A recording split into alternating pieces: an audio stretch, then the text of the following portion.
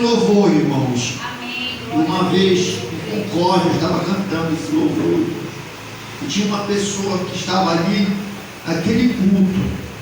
E aquela pessoa disse: Senhor, eu vou nesse culto. Se o meu milagre não acontecer, eu vou voltar para casa e nunca mais eu vou para a tua casa. Ela duvidou de Deus. E quando eu estava cantando esse louvor, Deus fez a obra na vida dela. Aleluia. Ela recebeu o milagre. Para terminar o culto, ela foi lá dar testemunho. Irmãos, o pastor estava cantando aquela música do milagre. E eu tomei posse do milagre na minha vida. E ela contou que é o propósito dela. E eu estou aqui curada para a honra e glória do Senhor. O louvor, ele liberta, irmãos. O louvor, ele cura. Por isso você vai cantar comigo essa música. Vai na minha casa, Jesus. Não é a música? Aleluia. Esteja com a tua casa. Esteja com a sua casa. Aleluia. Aleluia. Vai na minha casa, Jesus. Na minha família, Jesus. Toque minha estrutura da vida, da vida, da vida. Vai na minha casa, Jesus. Aleluia. Toque minha casa, Jesus. Cura minha família, da vida, das vidas, das vidas. Você sabia que na sua mão você tem autoridade? Você pode profetizar a cura para essa pessoa que está lá na sua casa, Aleluia. no leito de hospital, numa enfermidade. Hoje é o culto de milagre. Eu creio. É culto de milagre. E nessa noite eu quero destacar 3 lições que eu aprendo com esse texto, essa história de milagre que aconteceu com o paralítico de Cafarnaum. Jesus estava no início do seu ministério. Ele ainda não tinha nem escolhido os 12 discípulos, 12 apóstolos para andar com ele. E depois dele ter libertado um homem possesso, quando ele estava ali pregando na sinagoga, e quando ele saiu dali, ele foi até a casa da sogra de Pedro. A sogra de Pedro estava enferma, e ele curou a sogra de Pedro. E aonde ele passava, pessoas possessas eram libertas, pessoas eram curadas. Ele andou na Galileia, pregando, ensinando e curando. Depois ele volta para Cafarnaum. E ele entra numa casa. Aqui a Bíblia não vai dizer, Marcos não diz que casa era aquela, de quem era o dono daquela casa. Aqui Marcos somente menciona que Jesus estava numa casa e estava cheia de pessoas naquela casa. Tanta gente dentro de uma casa que até não conseguia ninguém entrar pela porta. Mas aí tinha alguém que estava querendo a sua bênção, o seu milagre, que estava ali engessado, que estava paralítico, sem poder andar. Aleluia. Mas Jesus estava pregando. Maravilhoso. E o primeiro passo para nós, para eu e você receber o teu milagre, nós temos que primeiro buscar a palavra de Deus. Aleluia. Nós temos que ouvir a palavra de Deus, ouvir o que é que Deus tem para falar a nossos corações.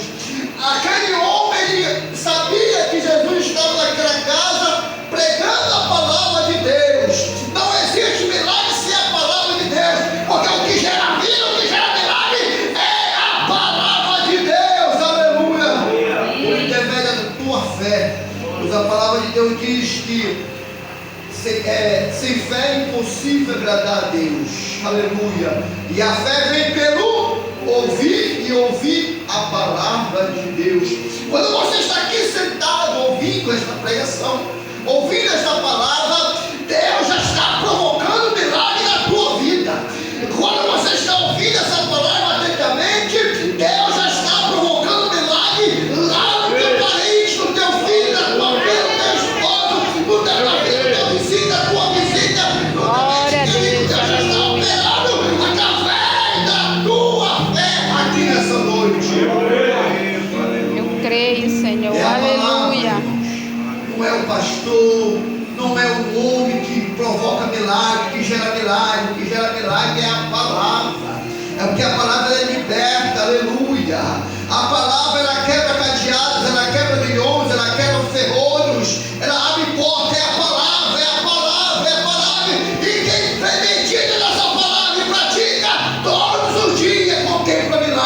sua vida. Oh, glória. Aleluia. E a segunda lição que eu aprendo com esta palavra. Aleluia. Aquele homem, ele foi levado por quantas pessoas? 4 pessoas. Sabe o que eu aprendo com isso, irmãos? Que nós temos que andar com pessoas que nos levam até Jesus. Glória. Nós temos que andar com pessoas que nos mostram a direção, que nos mostram o caminho, que nos aproxima de Deus. E eu faço uma pergunta para você, não precisa você me responder. Responda para si mesmo. Você tem andado com pessoas que te levam mais para perto de Jesus? Ou anda com fariseus ou com escriba, que só serve para criticar? Aqueles homens foram levar aquele homem paralítico. Eles tinham um propósito. Qual era o propósito dele? É de levar o paralítico até a presença de Jesus. É tão bom, irmão, quando a gente anda com pessoas que têm o mesmo propósito espiritual e celestial que nós. É tão bom a gente visitar um crente, para falar da palavra de Deus na casa do crente. Enquanto estamos tomando um cafezinho com o crente, nós estamos meditando da palavra, estamos falando da obra. É tão gostoso, irmão. Agora, quando a gente vai na casa do crente e só fala mal dos outros, do irmão, do pastor, só critica o irmão, só critica a obra, irmão, ali não é. Deus não está naquele lugar, Deus não está no negócio. Quem está lá é o inimigo. Aleluia. Quero falar mais para os jovens. Você tem andado com pessoas que te aproximam de Deus ou está te afastando de Deus? Pois a Bíblia diz que as maus amizades corrompem os bons costumes. Como é que é a tua amizade na tua escola? Lá no teu trabalho, nas tuas redes sociais? Com quem você está andando? Com quem você está se aconselhando, irmãos? Ande com pessoas que te aproximem mais de Deus. Você que é jovem, que almeja formar uma família, casar, ter filhos, pressa para Deus, porque a Bíblia diz, a Bíblia respalda que tudo aquilo que pedimos receberemos. Pressa para Deus te dar um noivo, uma noiva que venha ter propósito como você tem. Propósito de servir a Deus, propósito de crescer na presença de Deus. Aleluia. Mas ali tinha pessoas que estavam ali só para observar, para criticar. Porque ali tinha os escribas que estavam ali não para ouvir a palavra, mas para pegar Jesus e nos delícios da palavra. Estava ali só para criticar, irmãos. É tão chato, é tão ruim quando nós estamos em roda de escarnecedores, porque escarnecedores, irmão, não, tem muitos crentes que são escarnecedores, que está em rodinha ali de picuinha, de fofoca, criticando a liderança, criticando a igreja, a obra, o irmão, se a irmã vai de maquiagem, se o irmão anda de bermuda na rua, só é religiosidade, criticando, porque são pessoas religiosas, e religiosos não têm sensibilidade humana. Irmãos, para a honra e glória do Senhor, não só pastor, mas sou terapeuta cristão. E esse dia chegou a minha credencial de afiliado aleluia, afiliado à Sociedade Brasileira de Psicanálise e Psicoterapia. Eu trabalho nessa abordagem cristã, trabalho cristão, que tem muitos crentes que se afastaram, que estão desviados por causa do excesso de religiosidade. Às vezes é novos convertidos que ainda estão começando a caminhar. E a gente quer que as pessoas da noite para o dia sejam santarrões. Não tem como, irmãos.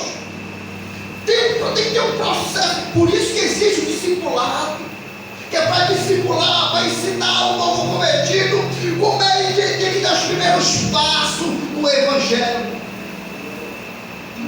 Irmãos, eu penso que foi fácil para mim ser um pastor hoje. Os meus líderes tiveram muito trabalho comigo, irmãos. Mas todos os meus líderes, eles confiavam em mim. Eles apostaram em mim. Eles acreditaram que aquele tais brigão, que fazia briga com todo mundo, isso aí ia quebrando todo mundo, derrubando tudo, que não sabia estudar nada, dava trabalho para o pastor, mas ele acreditava que um dia Deus ia me transformar. Quantos profetizaram na minha vida? Deus vai, se tu não dar trabalho, é porque Deus vai te usar lá na frente. Então não desmerece ninguém, irmãos. Aqueles que mais deram trabalho são os que mais Deus usa hoje. Aleluia.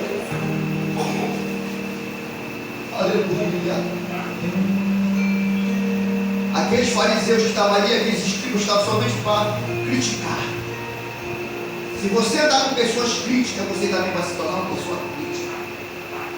Se você andar com pessoas que são extremamente religiosas, você também vai se tornar uma pessoa religiosa. Porque o religioso só vê o pecado, ele não vê a essência. Só vê o pecado na vida dos outros. Ele só não vê na vida dele, mas vê dos outros. Às vezes ele está mais sujo que o outro. E às vezes ele quer se limpar sujando o outro. A Bíblia diz, a própria palavra de Deus diz, que antes de tirar o cisco do olho do teu irmão, tira o argueiro que está no teu. Tira a trave que está no teu. Aleluia. Porque é mais fácil olhar o pecado do outro do que olhar o meu próprio pecado. Quem está entendendo isso, diga amém. Amém. Irmão, nessa noite eu não vim aqui pegar melzinho, não, irmãos. Eu não vim nessa noite aqui entregar chave de casa, chave de carro, porta aberta, não. Eu não tenho esse poder para isso. Quem tem poder para isso é Jesus. Mas eu vim nessa noite pregar a palavra, e a palavra ainda que doa, mas ela cura, ela liberta, ela sara. Então ande com pessoas que têm propósito com Deus. E a terceira lição que eu aprendo, que é para receber todas as vezes o nosso milagre, nós temos que subir, olhar para cima. Nós temos que olhar para Jesus, sua pista diz, levanta meus olhos para o alto. De onde virá o meu socorro? Meu socorro vem do Senhor que fez os céus e a terra. E às vezes quando nós olhamos para o alto, irmão, significa que nós vamos também enfrentar multidões. Aquele aleijado, aquele paralítico, ele tinha propósito. Qual era o propósito dele? De chegar até Jesus. Mas ele tinha que enfrentar multidão em uma determinada altura. De todos os milagres descritos nos 4 evangelhos, um dos milagres que mais me toca é esse milagre. Olha a dificuldade. Quando a pessoa tem propósito, para ela não existe dificuldade. Toda barreira, toda dificuldade, para ela o impulsiona para ela se aproximar mais de Deus. Se você tem propósito, irmão, ultrapasse as barreiras, enfrente a dificuldade, não deixe a dificuldade, as barreiras, tirar o propósito que você tem no teu coração. Vai em frente, lute. Ainda que o mar esteja bravio, ainda que a multidão te sufoque, ainda que a multidão diga para você, cala tua boca porque ele não vai escutar, enfrente a multidão. A maioria das pessoas da Bíblia, descrito na Bíblia, que receberam o seu milagre, tiveram que enfrentar a multidão. A mulher do filho de sangue teve que enfrentar a multidão. Aleluia. O cego de Jericó teve que enfrentar a multidão. E outras pessoas tiveram que enfrentar a multidão também. Até mas não foi diferente com o paralítico. Ele teve que enfrentar a multidão. Aí Deus deu uma ideia para ele. Já que eu não posso passar pela porta, bora descer pelo telhado. Aleluia. Irmão, às vezes eu fiquei horas tentando imaginar como foi que eles conseguiram subir, pastor, com um aleijado, uma maca, pelo telhado. Quantas cordas eles precisaram usar? Se tinha escada, não sei. Só sei que eles conseguiram passar o aleijado. Abriram um buraco no telhado E o telhado daquele tempo não era esses telhados de telha brasilite, de telha de barro. Não, era diferente. Era aquelas pedronas, as casas eram feitas de pedra. Não existia cimento. Não existia essa material de construção que a gente usa hoje, que é fácil, é tudo feito de pedra. Desceram o aleijado diante de Jesus. Aleluia.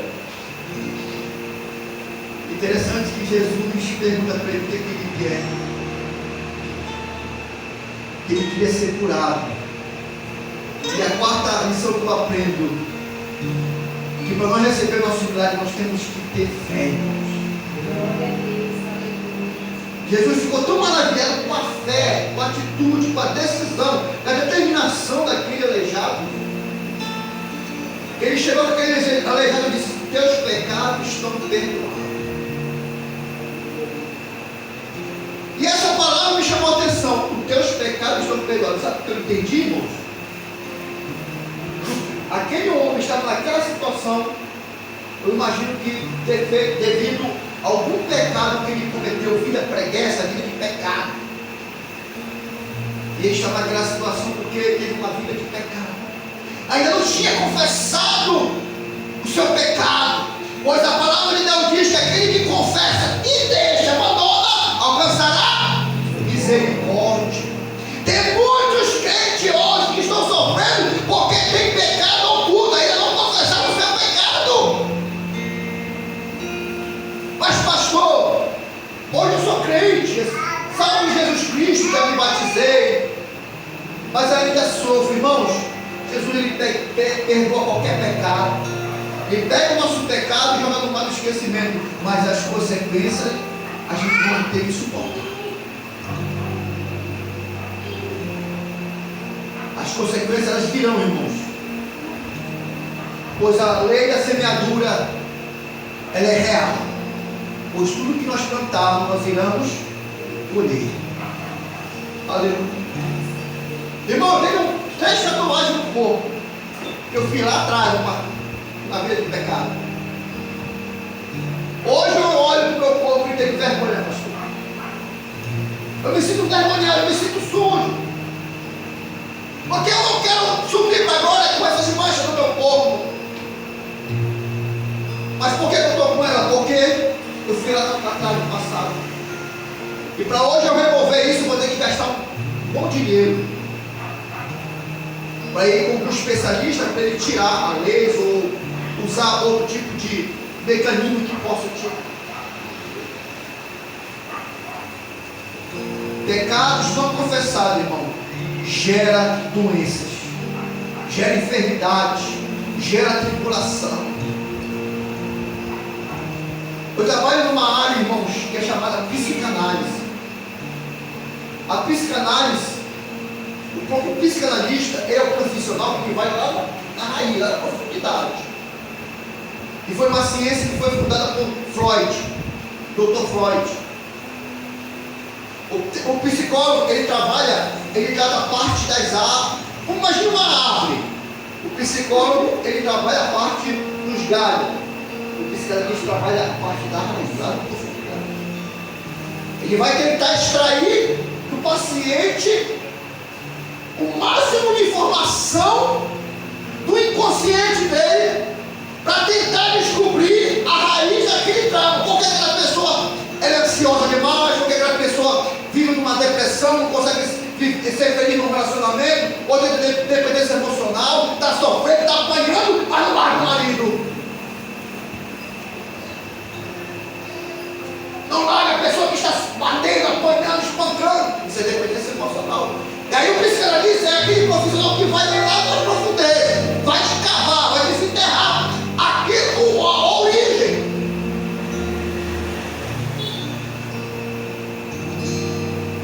E às vezes quando a gente conversa com pessoas, e a gente tem a técnica de trazer à tona toda a informação que a gente precisa. E a gente vai entender que muitas das vezes a pessoa não é feliz porque ainda precisa se desvencilhar do passado. Tem que desenterrar algo e se livrar daquele algo que está trazendo sofrimento. Davi dizia: enquanto eu me calava, meus ossos embranqueciam. Temos que rogar a misericórdia de Deus. Aí Jesus disse: perdoado estão os teus pecados. Aí aqueles religiosos que estavam lá disseram: mas isso é uma blasfêmia. Só Deus pode perdoar o pecado, porque naquele tempo, irmão, para perdoar o pecado, uma pessoa se limpar com Deus, ele tinha que matar um cordeiro. Era isso, pai? Tinha que matar um cordeiro. Aí, através daquele sangue do cordeiro, anulava o pecado, eliminava o pecado. Mas ele não entendia que ali estava o cordeiro de Deus que tira o pecado. Ali estava o cordeiro de Deus que tira o pecado do mundo. E Jesus fala para eles: qual é mais fácil, perdoar eles sobre o teu pecado, ou levanta e anda? Mas para vocês verem que eu sou o cordeiro de Deus, que eu sou o filho de Deus, eu vou dizer: paralítico, levanta, pega a tua cama e anda. Aleluia. Tem pessoas que estão vendo o milagre acontecer, mas ele ainda não acredita. Ele ainda tem um espírito ali de incredulidade, ele é incrédulo. Deus está fazendo a obra, Deus está fazendo a vida dele, mas ele ainda não acredita. Porque não tem fé, não tem atitude. Aleluia. São essas 4 lições que eu aprendo do paralítico de Cafarnaum. O primeiro, nós temos que ler a palavra, se aproximar da palavra. O segundo, andar com pessoas que têm o mesmo propósito, que nos aproxima de Deus. O terceiro é olhar para cima. Deixa eu falar o que quiser falar de ti. Deixa eu criticar a tua fé, a tua religiosidade. Deixa eu falar da tua igreja, deixa eu falar do teu pastor. Não tem problema. Não dá ibope. Só olha para cima. De onde vem teu socorro? Olha para cima. Não perde o foco. Porque quando você perde o foco, irmão, você para. Você fica para trás. E a quarta e última lição que eu aprendo: nós temos que ter fé. Aleluia. Nós não podemos desistir do nosso propósito. Eu creio que nessa noite você veio aqui com um propósito. O propósito de receber a tua bênção. E muitas pessoas, Deus me mostra, pastor, que pessoas aqui receberam bênção, aqui nessa igreja, e não receberam a bênção e não querem contar o testemunho. Deus abriu portas. Porque quando o homem fecha a porta, Deus abre porta, né? A porta do céu se abre. E não vieram contar o seu testemunho, contar as maravilhas daquilo que Deus tem feito nesse lugar, na vida deles. Porque Deus me mostra milagres nesse lugar, que já aconteceram, estão acontecendo e que irão acontecer nesse lugar. Porque aqui